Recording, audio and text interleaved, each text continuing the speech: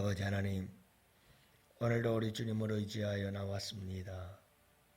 나의 상처 입은 심령을 불쌍히 여겨주시고 위로해 주실 나의 친구, 내가 의지하는 우리 주님, 주님께 오늘 이 새벽에도 나와서 주님의 날 첫 시간 주님과 함께 이 하루를 시작하며 아버지 하나님께 영광 올려드립니다.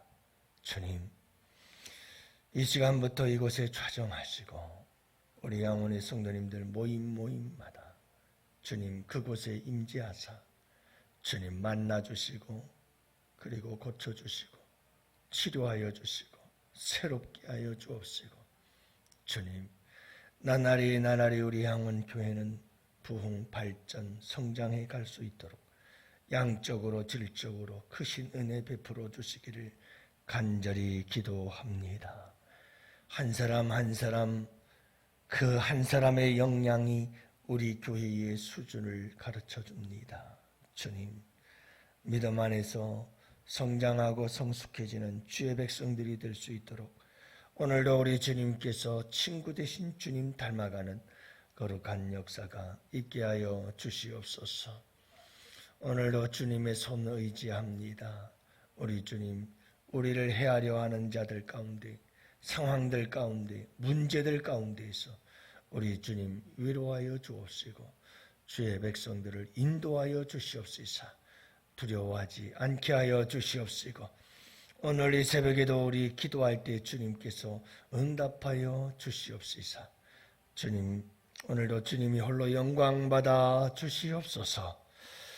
모든 영광을 아버지 하나님께 올려드리며 예수님 이름으로 감사하고 기도합니다. 아멘. 우리 하나님 말씀을 함께 봅시다. 사무엘하 24장 우리 1절부터 14절 말씀을 함께 봅니다. 1절부터 14절 말씀.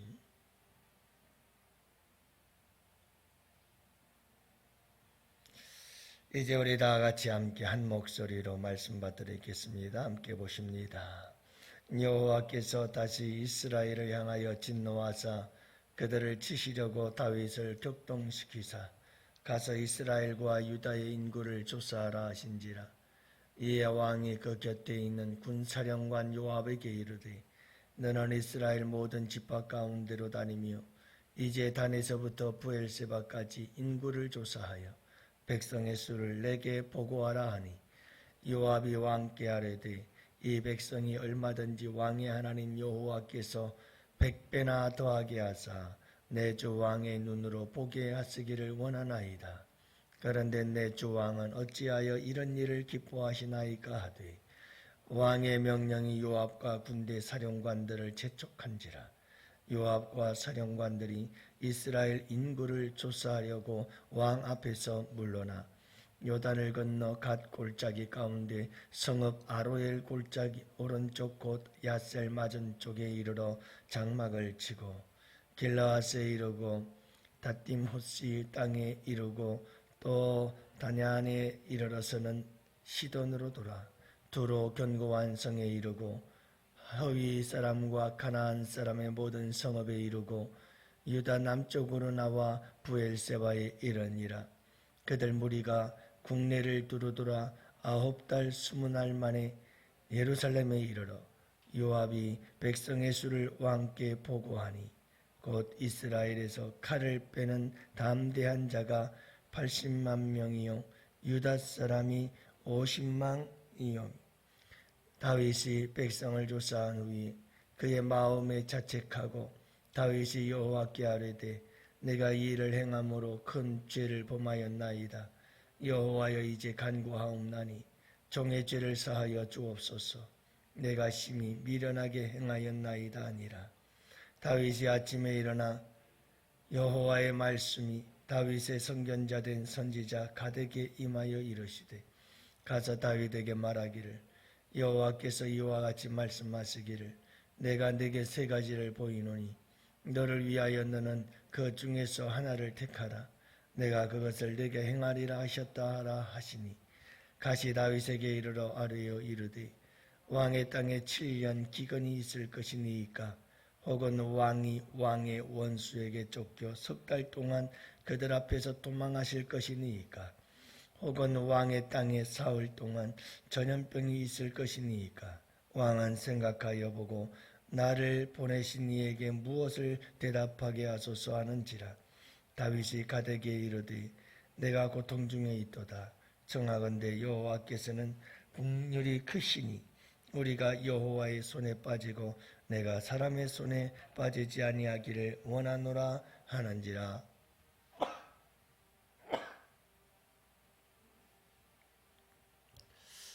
할렐루야. 주님의 날 새벽입니다. 좋은 아침이죠. 오늘 이 하루도 여러분 주 안에서 승리하시는 복된 하루 되시기를 축복하고 주 안에서 기뻐하고 즐거워하며 오늘도 여러분 우리 아버지 하나님을 기쁘시게 해드리고 그분께 영광 올려드리고 그분께서 하늘에서 쌓아놓은 신령한 은혜들로 충만하게 기뻐하고 오늘도 우리 성도들 다 우리 하나님의 가족이라고 얘기하지 않았어요? 오이코스. 우리는 다 가족이다. 여러분 우리 하나님 아버지 앞에서 온 성도들이 한 가족처럼 아름다운 사랑의 교제를 나누고 기뻐하고 즐거워하는 복된 하루가 되실 수 있기를 축복합니다. 주일은 명절이죠. 온 성도들이 다 같이 모여서 함께 기뻐하고 즐거워하는 날입니다. 오늘을 그와 같은 복된 하루가 되시기를 축복해요. 노후에 다 자랑을 해도 이것만큼은 목숨 걸고 숨기려고 하라. 그런 글이 있더라고요. 그러니까 노후에 이것다가 뭐 다 자랑하는 건 다 좋은데 이것만큼은 목숨을 걸고 숨기려고 해야 한다. 노년에 목숨 걸고 숨기려고 해야 되는 게 뭘까? 첫째는 재산과 부의 양, 돈 많다고 자랑하지 말라. 이게 왜 그러냐 하면 나이가 들면 들수록 이런 부분들을 자랑하게 되면 내게 덕이 되는 게 별로 없어요.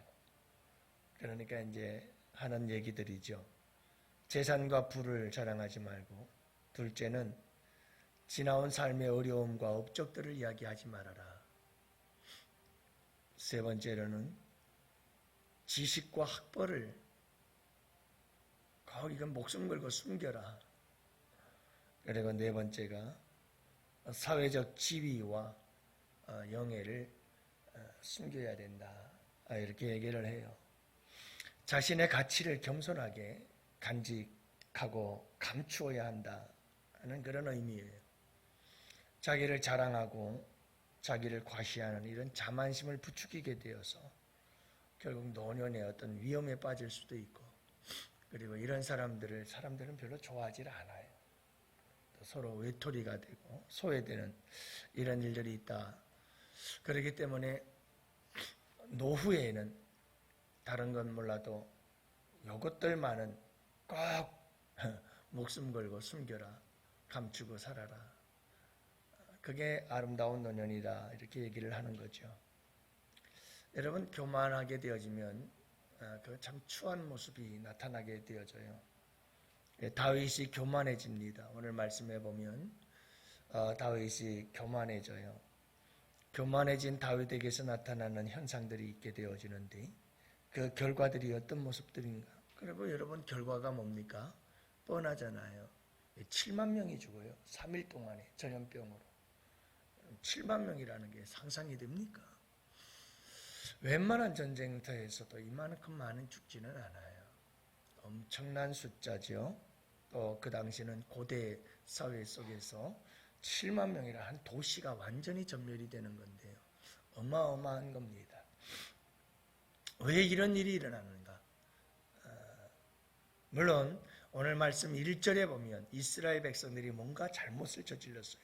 그래서 하나님께서 이스라엘 백성들에게 진노해요. 그런데 무엇을 이용해서 하나님께서 그들을 징계하시는가 하면 다윗의 교만이에요. 다윗이 인구조사를 하거든요. 근데 인구조사를 하는데 인구조사를 하는 이유가 뭔데요? 자랑하고 싶어서죠.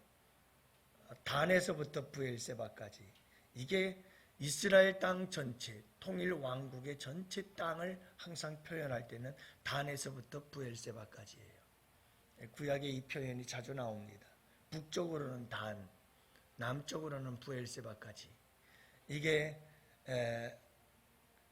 통일 왕국 시대에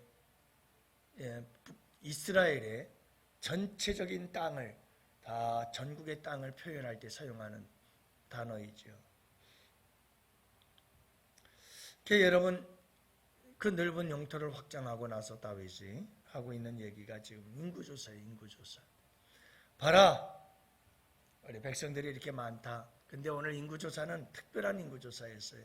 그냥 세금을 걷어들이기 위한 온 국민들에 대한 인구조사가 아니었어요. 군사력을 자랑하기 위한, 군대에 나아갈 수 있는 사람들에 대한 인구조사예요. 그러니까 다윗은 지금 하나님의 힘과 능력을 의지하기보다는 지금 백성들, 군대의 수, 군사들의 숫자를 의지하려고 했던 마음이 있었다는 걸 알 수가 있어요. 여러분, 오늘 말씀 속에서 우리가 오해하지 말아야 될 것이 하나 있는데 그게 뭡니까? 여러분, 오늘 24절의 말씀에 보면 하나님께서 이스라엘 다윗의 마음을 못하게 했다고 그랬습니까? 격동시켰다고 그러고 있어요. 격동시켰다. 1절 말씀에 보면 여러분, 이 말에 오해가 없기를 바라요. 하나님께서는 사람의 마음을 격동시키고 막 분노하게 만들고 그 마음에 악한 생각을 갖게 막 만들고 그렇게 격동케 하신다는 분이 아니에요. 항상 우리가 바로의 마음도 하나님께서 격동케 하셨다고 하고 그러는데 이 말의 언어 의미를 뜻을 보면 이건 격동시켜서 다윗에게 악한 마음을 가지게 만들었다는 게 아니죠. 그건 하나님이 아니시죠. 하나님 왜 사람의 마음을 격동시킵니까? 다윗에게 그런 마음이 들은 거예요. 다윗이 인구조사를 한번 해보자. 이렇게 마음이 교만해지면서 나를 위해서 싸울 수 있는 군대의 숫자가, 군사가 얼마나 되나 한번 알아봐야지 하는 마음이 들었는데 그 마음을 그대로 허락해 주셨다는 말이에요. 여러분, 인간의 그 악한 마음을 그대로 내버려 두사, 그걸 유기라고 말하기도 하고요, 신학적인 용어로. 그런데 이렇게 내버려 뒀어요. 내버려 뒀더니 다윗이 그 교만한 일을 행하게 되는 거죠. 이 교만한 사람들의 몇 가지 특징이 있어요. 여러분들이 이런 잘 진단하세요. 먼저는 나 자신을 잘 진단해야 돼요. 나를 잘 진단해서 내가 교만한 거 아닌가? 여러분, 어떻게 알 수 있어요? 여러분, 사람이 아프면 증세가 나타나요. 그 증세를 보면 이게 뭐구나 하는 걸 알 수가 있어요. 교만한 사람은 교만의 병에 걸리게 되면 교만한 병에 걸린 사람의 증세가 나타나요. 여러분, 먼저 나를 봐야 돼요. 그리고 분별해야 돼요. 다른 사람들도 한눈에 탁 보면 이 교만병에 빠졌구나, 이런 게 한눈에 보여요. 첫 번째, 자기과시예요. 교만에 빠진 사람의 특징은 자기과시예요. 요압이 백성의 수를 왕께 보고하니 곧 이스라엘에서 칼을 빼는 자가 80만, 유다 사람이 50만 명이었더라. 칼을 빼는 자, 군사들. 여러분, 말씀드렸듯이 이런 인구조사를 하고 군사들의 숫자를 계산한 이유는 자기과시였어요. 다윗이 봐라, 나를 위해서 싸울 수 있는 사람이 이렇게 많아. 여러분, 130만, 이렇게 많은 하나님의 군사들이 있다. 군사들이. 이건 하나님이 아니고 철저히 사람을 의지하려고 하는 이와 같은 자기과시가 드러나기 시작해요. 그래서 자꾸 과시하기 시작해요. 자기를 드러내고 자기를 자꾸 과시하고. 여러분, 노년에 꼭 숨겨야 될 것들, 이것들은 자꾸 드러내어서 계속해서 자기를 과시하려고 하는 것, 이거는 분명해요. 이건 병이 들은 거예요. 병이 들은 거예요. 두 번째가 뭐냐면 하나님보다 군사의 수를 더 의지하는 거죠. 여러분, 하나님이 아니고 자꾸 자기의 뭔가를 드러내요. 하나님이 해야, 하나님이 하셨어요. 하나님이 하신 거죠. 다 하나님이 할렐루야. 근데 이게 없어지고 하나님이가 없어지고 주님이가 없어지고 누구가 나와요? 내가 자꾸 이렇게 내가가 나오면 문제가 생기는 거고요.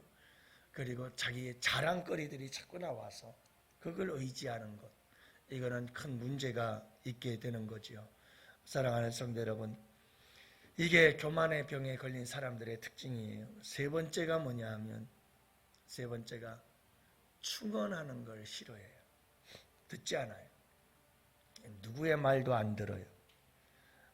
여러분, 그래서 오늘 말씀에도 보면 요압 장군에게, 군대 장관들에게, 자 빨리 칼을 빼고 전쟁터에 나갈 수 있는 군사들을 숫자를 빨리 인구조사해봐라. 요압이 뭐라고 말합니까? 왕이요, 하나님께서 당신을 위해서 싸울 군사들 10배나 더 줄 수 있지 않겠습니까? 100배들 더 줄 수 있지 않겠습니까? 그게 뭐 대단하겠습니까? 하나님이 하시면 되죠. 그런데 왜 군사의 숫자를 헤아려 그걸 자랑하려고 하십니까? 하지 말라는 거죠. 우리에게 하나님이 있다는 거죠. 요압이 이렇게 얘기를 해도 다윗은 안 들어요. 여러분, 교만병에 한번 빠지면 그 누구의 말도 안 들어요. 그게 제일 심각한 문제예요. 제일 심각한 문제예요. 가시 찾아와서 이야기를 할 때 여러분 빨리 다윗이 돌이켜서 회개해서 참 다행이긴 합니다만은, 그러나 교만에 빠진 사람들의 특징이 이렇습니다. 결국 교만에 빠진 사람들은 어떤 결과를 초래하게 되느냐? 후회하는 인생이 되죠. 다윗이 후에 깨닫고 후회를 해요.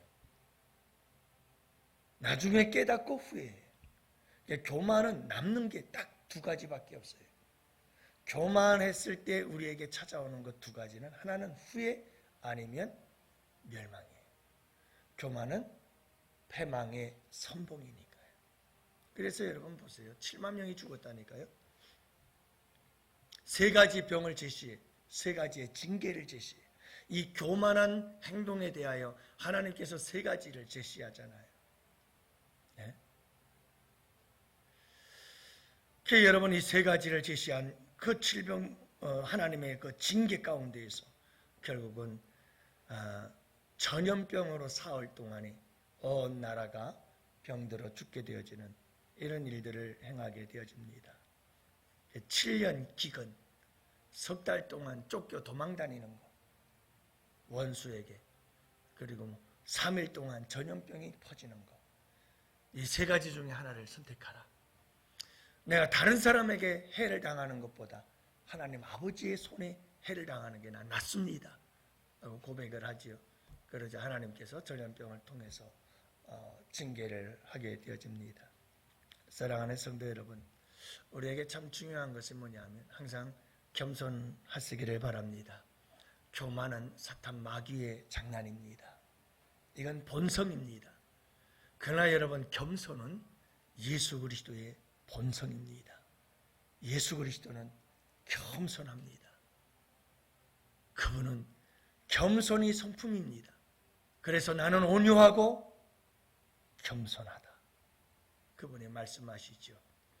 우리 성도들은 여러분 항상 예수님을 닮아야죠. 마귀를 닮으면 안 되잖아요. 오늘 이 하루도 겸손한 하루가 되실 수 있기를 축복해요. 나를 쳐서 하나님과 동등됨으로 여기지 아니하시고, 여러분 나를 비워서 종의 형체를 입고 죽기까지 복종하셨던 우리 예수님의 그 겸손. 여러분, 이 겸손함으로 살아갈 때 하나님의 은혜와 축복이 함께 하시는 줄로 믿습니다. 여러분, 기도합시다. 기도할 때 하나님, 오늘 이 하루도 우리 양원교회 성도들 가운데 교만한 자는 낮춰지게 하시고 겸손한 성도들 되어서 하나님의 은혜로 충만함을 받고 하나님의 귀한 은혜와 축복 가운데 살아가는 성도들이 되게 하여 주시옵소서.